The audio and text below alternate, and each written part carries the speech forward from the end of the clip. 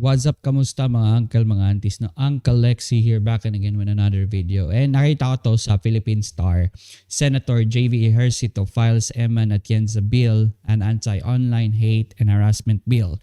So si Senator J.V. Ejercito nag-file ng Eman Atienza bill.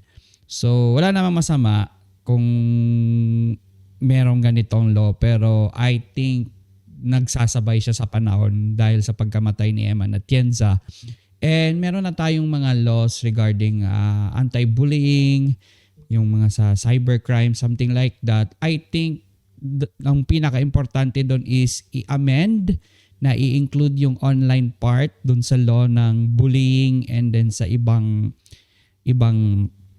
parts na sakop nito. Meron naman cyberbullying. Yung sa anti-bullying, pwede naman siyang i-amend, isama na doon ang cyberbullying.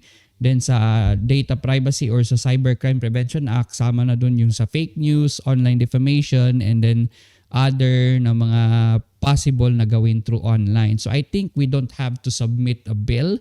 Kailangan lang natin i-amend yung current laws na meron tayo. Kasi actually, sakop na to eh. Kailangan na siyang i-enforce ng properly, and then gawing mga ilang amendments, especially dun sa anti-bullying, lawakan yung scope ng anti-bullying. Isama na yung cyberbullying.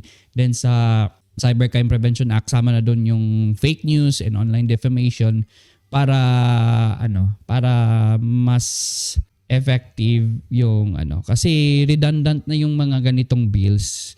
Talatang sabay sa uso si Senator J.V. Ejercito, but condolences to the Atienza family for what happened to Eman Atienza, no? So ayun lang guys, that's it. Uncle Lexi, Mamba out.